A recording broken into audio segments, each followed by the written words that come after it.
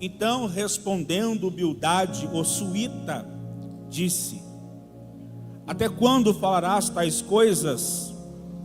E as palavras da sua boca serão como um vento impetuoso? Porventura perverteria Deus o direito? E perverteria o Todo-Poderoso a justiça? Se teus filhos pecaram contra ele, também ele os lançou na mão da sua transgressão. Mas, se tu de madrugada buscares a Deus, e ao Todo-Poderoso pedires misericórdia, se fores puro e reto, certamente logo despertará por ti, e restaurará a morada da tua justiça. Versículo 7. O teu princípio, na verdade, terá sido pequeno, porém o teu último estado crescerá em extremo. Amém? Podemos assentar. É o texto que nós iremos meditar. Redobre a sua atenção. Queridos, este texto é, bem na verdade, um discurso, um argumento de Bildade. Todos nós somos conhecedores do contexto de perdas de Jó. Eu não vou entrar nesse assunto para ganharmos tempo, porque todos conhecemos todo o contexto de perdas de Jó. Em primeiro lugar, Bildade, a partir do versículo de número 1, ele inicia o seu discurso repreendendo Jó, dizendo que Jó está usando palavras levianas, como um vento impetuoso. No versículo 2, ele passa a ser o advogado de Deus, querendo defender Deus, dizendo que Deus, ele é justo e jamais iria perverter o juízo, de modo que Deus, ele castiga o ímpio, mas ele recompensa o justo, e nunca fez ao contrário.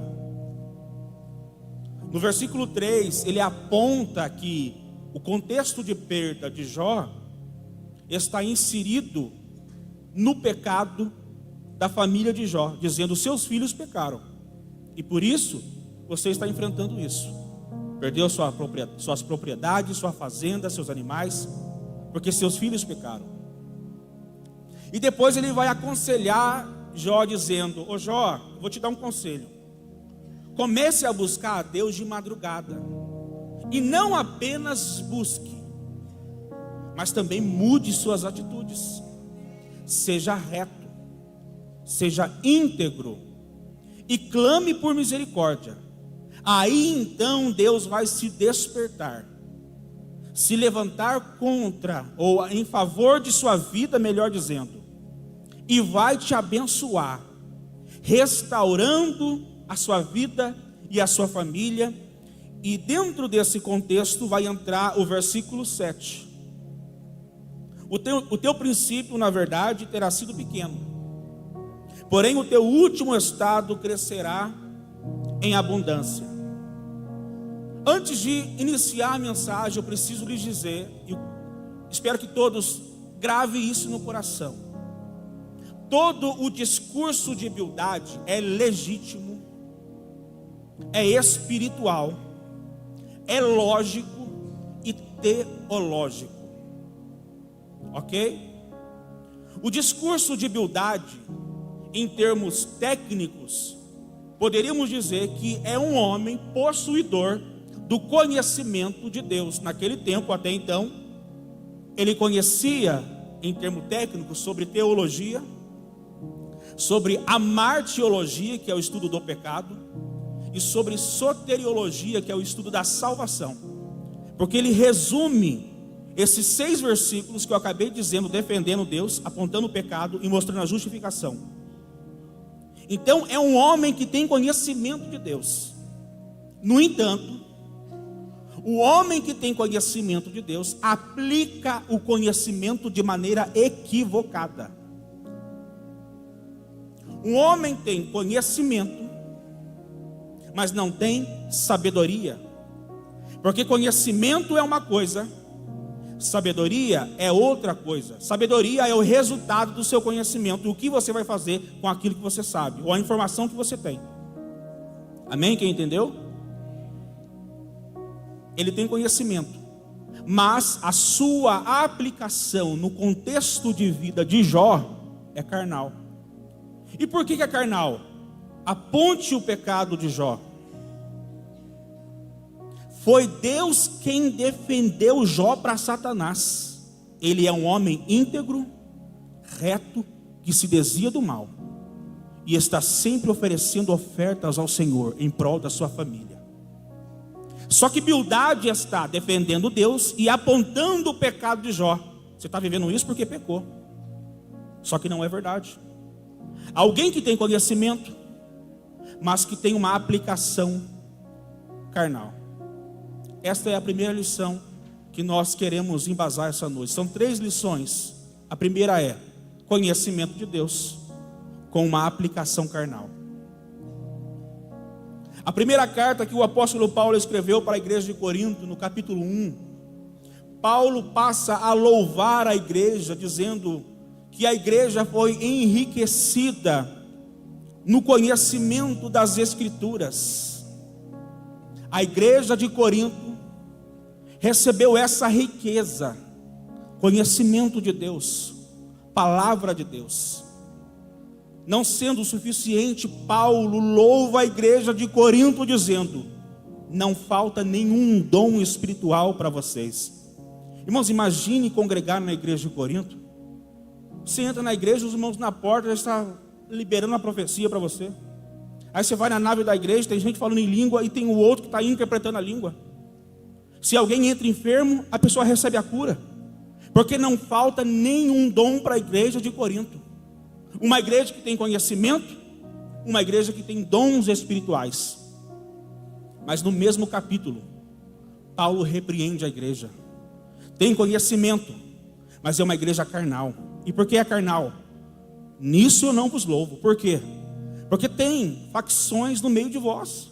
Alguns dizem: eu sou de Pedro. Pedro é um homem explosivo, não tem tanto conhecimento como Paulo, mas quando abre a boca, acontece. Não, eu sou de Apolo. Pensa num cara erudito, inteligente. Eu sou de Apolo. Não, eu sou de Paulo. Não, eu sou de Cristo. Facções. Conhecimento, mas com atitude carnais. No capítulo 7 de Mateus, Jesus começa a aconselhar seus discípulos e a futura igreja, dizendo: tomem cuidado com os falsos profetas. Eles chegam até vós como ovelhas, mas por dentro, lobos devoradores. Só que tem um porém: é pelo fruto que se conhece a árvore. Ele continua dizendo: muitos chegarão naquele último dia e vai dizer para mim: eu expulsei demônios, eu profetizei, eu preguei, eu curei. Ou seja, dom, chamada. Jesus vai responder: apartai-vos de mim, porque eu não vos conheço. Mateus 7, versículo 24.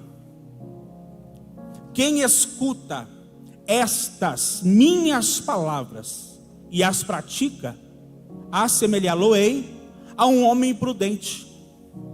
Porque o conhecimento vem no ouvir. Escutei o conhecimento e agora eu pratico.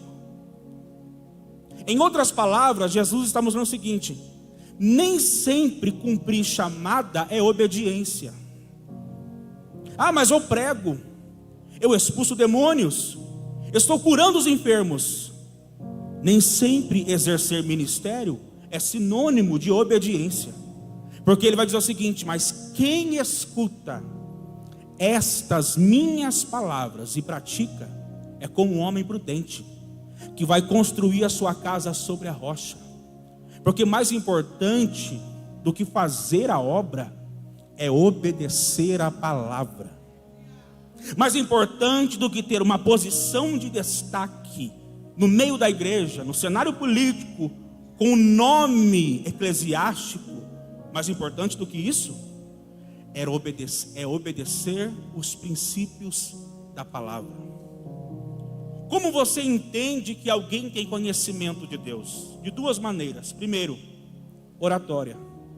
Quando o irmão, a irmã abre a boca na cela, você pensa, nossa, tem conhecimento de Deus. E é isso que Bildade faz. Ele apresenta o seu conhecimento de Deus através da oratória.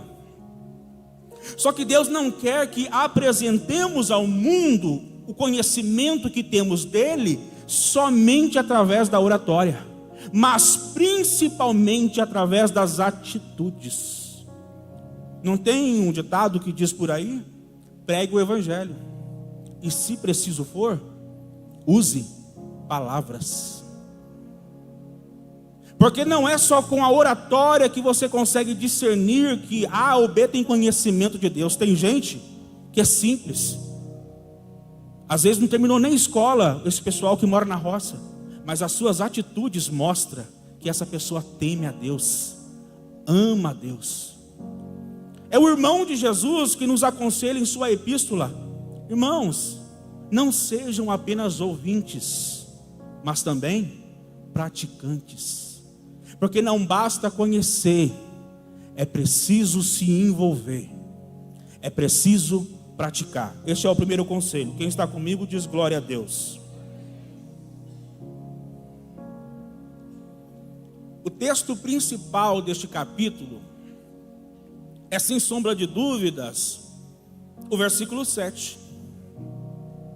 E eu quero mais uma vez recitar aos irmãos que o versículo 7, numa versão mais atualizada, vai dizer assim, ó: e você verá o que tinha antes, diga comigo, antes, passado. Você verá que o que você tinha antes era pouco, comparado com o que Deus lhe dará. Diga comigo, futuro. Diga comigo, futuro. Observe que o conselho de Bildade a Jó, segundo a lógica de Bildade, a família de Jó vivia no pecado. Sim ou não? Sim ou não? É Bildade que está dizendo. Não estou dizendo que está certo, mas é ele que está dizendo. Para uma pessoa que vive no pecado, é óbvio que essa pessoa não tem a presença de Deus, porque a presença de Deus não habita no meio da sujeira. Então ele faz uma conexão entre o passado e o presente. O conselho dele para Jó é: ô Jó, o seu passado não vai se comparar com o seu presente, com o seu futuro, melhor dizendo, desculpe. Passado e futuro. O seu passado não vai se comparar com o seu futuro, se primeiro, agora presente, você pedir perdão e se arrepender dos seus pecados. Eu sei que esse contexto de pecado não se aplica literalmente a Jó, mas isto acaba se concretizando na vida de Jó. Porque Jó 42, verso 12, vai dizer assim: e assim abençoou o Senhor o último estado de Jó, mais do que o primeiro. É interessante que o sábio Salomão também diz em Eclesiastes 7:8, que é melhor o fim das coisas do que o princípio delas. Em outras palavras, aplicando ao nosso contexto, é que não importa como você começou a sua vida, talvez abrindo uma empresa que deu errado, um relacionamento que se frustrou, algo que você investiu e deu errado, e hoje no seu presente, o que você fez no passado está atormentando a sua vida. Só que o conselho de Deus é: o seu passado não vai poder se comparar com o futuro brilhante que Deus tem na sua vida. Não foi Paulo quem disse? Quem está em Cristo, nova criatura é. As coisas velhas já se passaram, é passado, e eis que tudo se fez novo. Eu me lembro de 1 Samuel capítulo 16, verso de número 1. Samuel, o passado de frustração está afetando o presente de Samuel. Ele está se lamentando por algo que deu errado, está se lastimando pelo investimento que ele fez em Saul, mas deu errado, ao ponto de Deus interferir, na vida de Samuel, dizendo: Samuel, até quando terá dó de Saul? Vai ficar se lamentando pelo seu passado, até quando? Porque o problema do passado é que ele corrompe o nosso presente. E quem está amarrado no presente não consegue pegar uma caneta e o papel e projetar o seu amanhã. Quem aqui não se lembra da mulher de Ló? O que houve com ela? Olhou para trás e se converteu numa estátua de sal. E tem muita gente que está assim no presente, como uma estátua. O diabo está paralisando você, congelando o seu presente, por situações que você viveu no passado. E ele está trazendo diante de você. Quando você coloca a sua cabeça sobre o travesseiro, o diabo coloca diante de você como um lampejo. Está vendo? Você não é digno. Você não é digna. Mas Deus me trouxe aqui essa noite para lhe dizer: esqueça do seu passado. Olha que interessante, 1 Samuel 16, verso 1. Ele começa falando de passado, até quando terá dó de Saul. E depois ele fala do presente, enche o vaso de azeite. E depois ele fala do futuro, que é o Davi, que estava chegando na vida e na história de Samuel. Então, entre um passado de derrota e um futuro brilhante, sempre tem que existir, missionária Rose, no presente, azeite.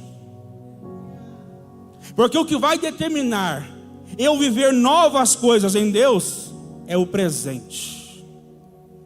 Porque o conselho de Deus para Samuel é: pare de ficar se lamentando pelo passado. Segundo, enche o vaso de azeite.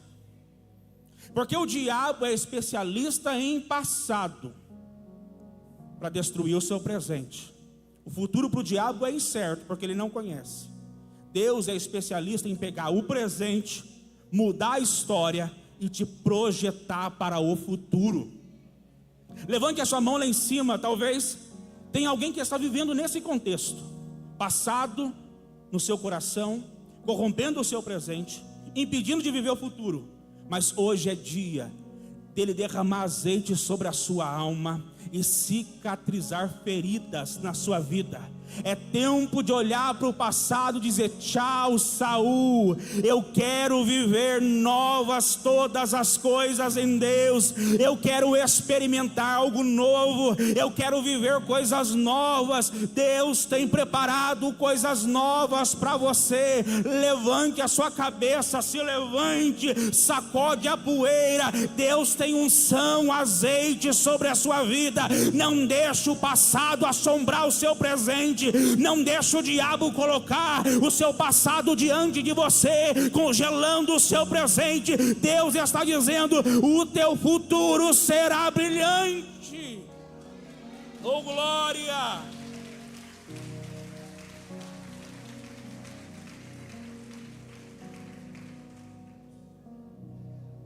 Eu vou correndo a mensagem para concluirmos e terminarmos em tempo. É interessante que Jó é um homem, talvez, um dos mais ricos do seu tempo, ou se não, o mais rico. Os primeiros capítulos deste livro apresenta-nos todas as propriedades e riqueza deste homem. Um homem abastado, obrigado, pastor. Um homem abastado, rico. Um homem de prestígio no contexto em que ele vivia. Mas é interessante que no verso 7, Bildade usa a expressão pequeno. Ele olha para a glória de Jó e diz: pequeno. Ele olha para as riquezas de Jó e diz: o teu princípio, a tua glória, a tua riqueza, na verdade, foi pequena. E por que Bildade disse isso? Porque riqueza sem Deus é pobreza. Será que tem alguém aqui comigo hoje? Riqueza sem Deus é miséria, é pobreza. Mas pobreza com Deus é riqueza. Acho que tem alguém aqui. Bildade está defendendo que o contexto de glória de Jó é pequeno, porque tudo que você conquista mediante os seus esforços sem Deus não é nada comparado àquilo que Ele pode nos dar sem a gente fazer nada, mediante a graça. Bildade está defendendo que riqueza é ter a presença de Deus, é ser amigo de Deus, é ser íntimo de Deus. Eu sei que nós vivemos em um contexto onde os coaches estão invadindo os nossos púlpitos para pregar suas falsas mensagens, aonde muitos pregam que os bens materiais é sinônimo da aprovação divina, e biblicamente é mentira. Não é verdade. Você vai estudar se você quiser ser rico, irmão. Vai trabalhar. É o seu esforço e a bondade de Deus te abençoando e prosperando. Mas não é sinônimo de aprovação. Esse é justo porque tem. Esse não tem, então não é justo. Escute o que eu vou dizer. A Bíblia fala de falsos profetas e falsos mestres. Só que quem causa mais dano na igreja não é o falso profeta, porque o falso profeta, usando a figura de uma casa, ele só mexe com a estética. Quando o profeta prega, alguém diz: meu Deus, que voz bonita, que mensagem, que talento, que dom. Mexe com a estética, porque o profeta mexe com a emoção das pessoas, sensacionalista. Mas o falso mestre causa mais dano para a igreja do que o falso profeta, porque o falso mestre, ele mexe no alicerce, na estrutura. Imagine você pegar uma criança, talvez não completou nem um ano ainda de vida, você dá para uma família sem estrutura, que não teme a Deus, que zomba de Deus e que não tem princípios. Educando essa criança, espera alguns anos, você vai ver o resultado na vida dessa criança. Aí muita gente vem para a igreja nesse contexto. Aí para tirar o Egito daqui, dura anos, porque mexe com a educação e com o ensino e com o exemplo dentro de casa. O falso mestre causa mais dano na igreja do que o falso profeta, porque muitos estão aderindo a essa mensagem: se eu ter, Deus me aprova. Mas ter é diferente de ser, porque muita gente não tem, mas é. Tem muita gente que tem, mas não é. Mas também tem gente que tem e também é. E tem gente que não tem e também não é. Não é um caso isolado. O importante é ter a presença de Deus, tendo ou não tendo. Paulo disse em Filipenses: eu já aprendi a ter, mas eu também aprendi a não ter. Por isso, tudo posso naquele que me fortalece. Os irmãos já ouviram o pastor falando, eu já falei algumas vezes também, que quando você coloca essas lentes dessa falsa teologia, você enxerga a Bíblia através de suas lentes. Aí você vai interpretar a Bíblia através da sua convicção. Aí as pessoas dizem: o Senhor é meu pastor, de nada terei falta. Como que dizendo: Deus é meu pastor e não vou passar por lutas, não vou enfrentar dificuldades. Mentira, vai sim. O que o salmista está dizendo é o seguinte: o Senhor é meu pastor e de nada tenho falta. Ou seja, estou empregado, Deus é o meu pastor. Desempregado, Ele continua sendo meu pastor. Com enfermidade, Ele é o meu pastor. Sem enfermidade, Ele continua sendo meu pastor.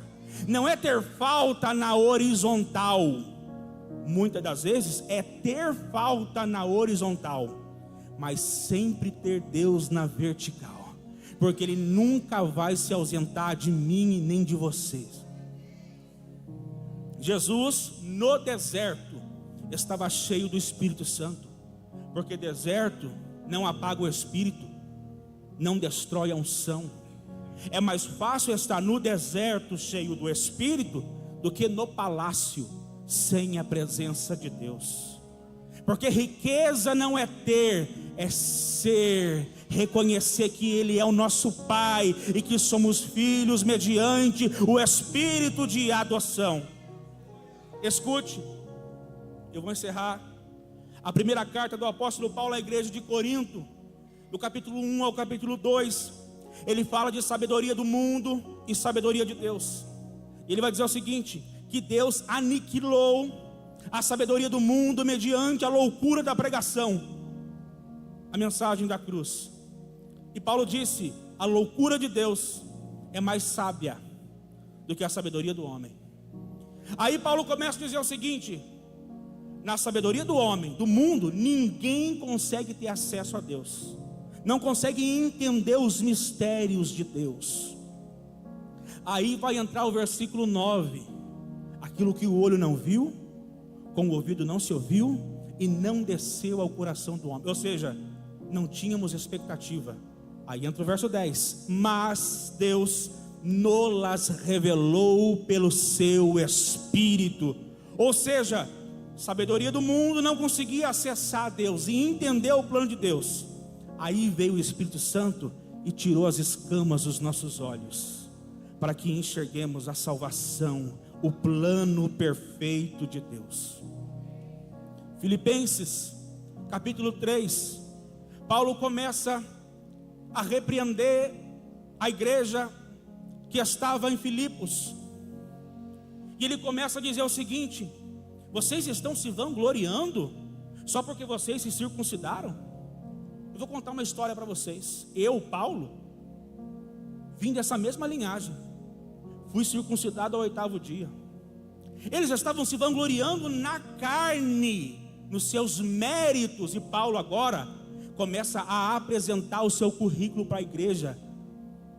Ele começa a dizer o seguinte: eu fui fariseu, no quesito de lei superei a todos. Paulo era um poliglota. Se era necessário falar com um filósofo, ele falava tete a tete. Um homem extremamente inteligente, com um currículo invejável. Paulo chegou no topo no quesito de conhecimento, de habilidades humanas. Mas aí ele começa a ter acesso à sabedoria de Deus, o conhecimento de Deus. E Paulo, depois que apresenta o seu currículo, ele vai dizer o seguinte: eu não tenho motivo para me gloriar diante de Deus na minha carne. Entra o versículo 7 agora, capítulo 3, versículo 7 e 8. Por causa de Cristo, porém, tudo que eu considerava como lucro no seu passado, a riqueza que ele conquistou, o seu currículo, agora considero como perda. E mais ainda, considero tudo uma perda diante do bem superior, que é o conhecimento do meu Senhor e Salvador Jesus Cristo. Por causa dele perdi tudo e considero tudo como lixo, como esterco, a fim de ganhar a Cristo. Sabe o que Paulo está nos ensinando? Depois que eu conheci o plano de Deus, não na minha sabedoria, mas porque o Espírito Santo me revelou, eu peguei o meu currículo e coloquei na balança, e peguei o conhecimento de Cristo e coloquei na outra balança, e o meu currículo, eu diante de Cristo considero como lixo. Toda a minha glória, toda a fama, todo nome que eu conquistei na sociedade, hoje para mim é lixo, é esterco, comparado ao tesouro que é Jesus Cristo. Oh glória! Ele pega toda a sua glória humana e coloca diante de Cristo e diz: não é nada, porque nada supera o ouro, a prata não supera. Ele é o nosso maior tesouro. Hoje o homem luta, briga, mata, calunia, difama por causa do ouro, mas quando a igreja for arrebatada, ela vai pisar em cima do ouro, porque lá as ruas é de ouro. O homem briga por causa do ouro, mas Jesus é o nosso tesouro. Oh glória!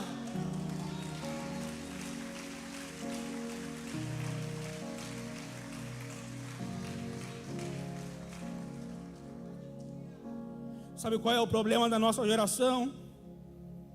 É que estamos colocando na balança os nossos desejos, as nossas conquistas, o nosso currículo diante de Cristo. E Cristo está perdendo, porque estamos valorizando mais os nossos tesouros, mais as glórias humanas da terra, do que as coisas de Deus. Aonde está o seu tesouro, ali estará o seu coração.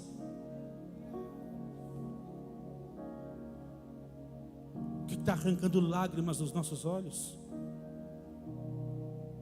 É a glória humana? É o desejo desenfreado pelas conquistas humanas?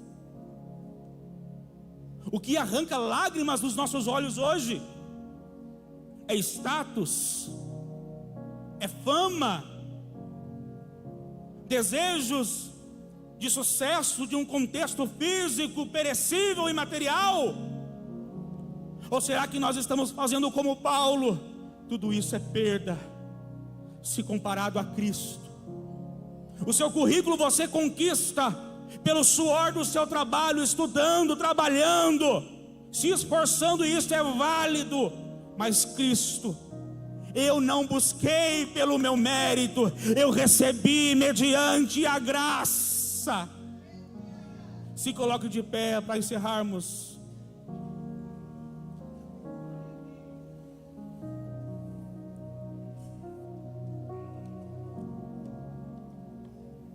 Não tem aquela música? Eu encontrei o meu tesouro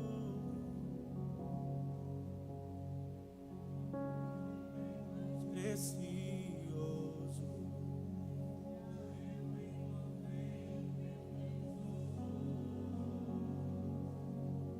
Eu encontrei o bem mais precioso.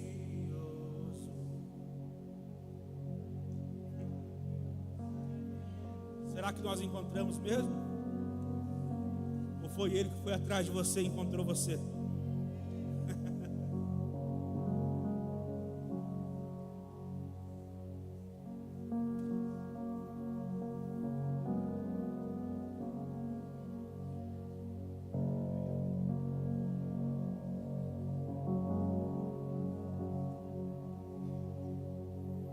Você conhece um homem e uma mulher de Deus quando ele passa a perder na terra? Porque um homem que tem a terra como prioridade, como tesouro, não aceita perder. Mas um homem de Deus, uma mulher de Deus, olha para o contexto de perdas materiais, carro, casa, financeiro, e diz: quer saber?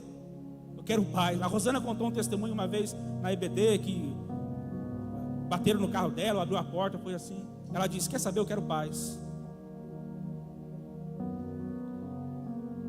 Escolha, querido, o tesouro dos céus. Se nós vivermos nessa vida só pensando nas coisas dessa terra, somos os mais miseráveis. Mas se nós priorizarmos os céus, já temos, não teremos, já temos um tesouro. Coloque a mão no seu coração. Deus, muito obrigado por tua instrução, por tua palavra. Vivifica o nosso coração por intermédio da sua palavra. Aquilo que está arrancando lágrimas dos seus olhos, dos nossos olhos, que estamos visualizando demais as coisas da terra. Não é pecado querer conquistar, querer crescer de modo algum, mas o teu reino, ele precisa ser prioridade. E queremos preservar esse tesouro, amar ele mais do que a nossa própria vida. Ensina-nos a contar os nossos dias, a ser despertado pelo Senhor todas as manhãs, a buscar a tua face como se não houvesse o amanhã, a buscar a tua presença, Deus. e apresentar ao mundo este tesouro que tem mudado a nossa história. Em nome de Jesus, você que recebeu, está recebendo essa palavra, você pode aplaudir ao Senhor.